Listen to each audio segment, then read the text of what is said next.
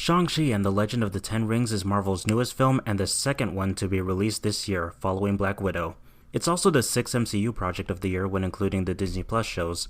Marvel has been on a roll with their lineup lately. Before Shang-Chi, we got WandaVision, Falcon and Winter Soldier, Loki, Black Widow, and What If. And there's still more to come.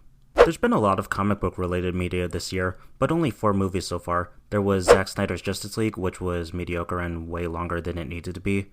There was, again, Black Widow, which was decent but very unnecessary aside from the post-credits scene that only existed to set up the Hawkeye series. There was The Suicide Squad, which was freaking phenomenal with so many likable characters and creative action and visuals. But after watching Shang-Chi, I can easily say The Suicide Squad is still better, but Shang-Chi is still pretty great. The MCU finally gives us an Asian-led film, and it was indeed worth the wait.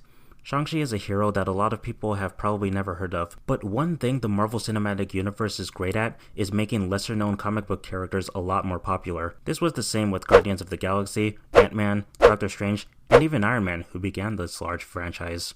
So I had high hopes for Shang-Chi, despite knowing nothing about the character.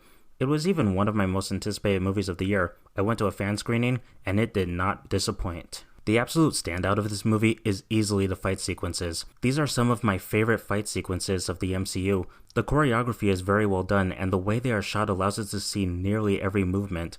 It doesn't have a heavy reliance on shaky cam. There's this long fight scene that takes place on a bus, and at times I was wondering how they managed to shoot this. It was a great way of giving us a taste of what the rest of the action would be like. The fights have a lot of meaning to them, even on an emotional level, which we see later when Shang faces off against his father, the Mandarin, who is my favorite character in the movie and one of the better MCU villains. From his point of view, he's not particularly a villain, but his actions say otherwise. Still, he has a strong motivation and that makes him an interesting character. Simu Liu as the titular character is another standout.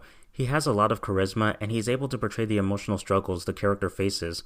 He's a great addition to the franchise, and anyone who didn't know about the character beforehand will grow attached to him after this. He's just so cool. The movie deals a lot with family. Yeah, insert Vin Diesel joke here, whatever. Seriously though, the heart of the movie comes from the family aspect, like the aforementioned relationship between Shang and his father, as well as his sister, who is great in every scene she's in.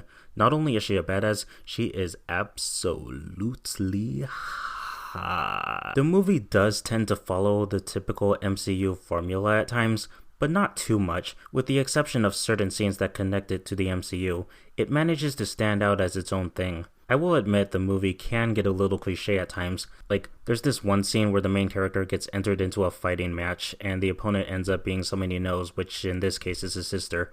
It's a trope that's been done before. Hell, it's already been done in the MCU, but they don't spend too much time on it.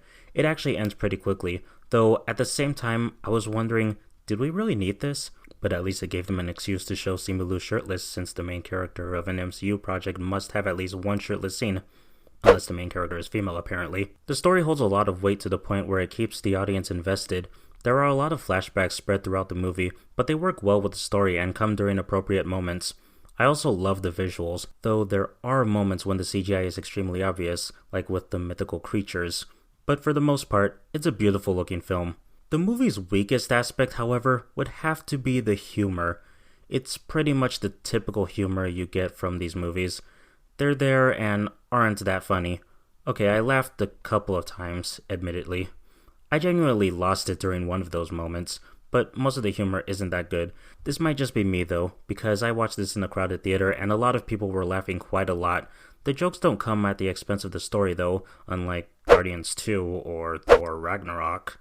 There's also the appearance of a certain character from a previous movie. It was announced this character would be in it, but I won't say who it is in case you don't know. All I'm gonna say is their appearance was whatever. I didn't care for them all that much, but they didn't ruin the movie for me.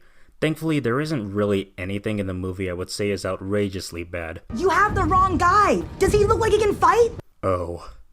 Oh. I cannot stand Awkwafina. I never got how she became as popular as she is. She is super unfunny and not a good actor. This movie did nothing to make her tolerable. Granted, her character does serve a purpose, and I like how they introduce her by showing us her crazy driving skills, which would end up becoming useful later on, but I really couldn't get myself to care much about her. Like seriously, of all Asian actresses they could have gone with, they decided to cast freaking Aquafina. Like, what the... Why would they... Come on, seriously? Sorry about that. Regardless though, Shang-Chi is a solid addition to the MCU. Excellent story, excellent action, and mostly excellent characters. If you're a fan of the MCU, you might really love this one. Also, be sure to stick around for the 2 credit scenes, especially the mid-credit scene, because that sets up the future of the MCU.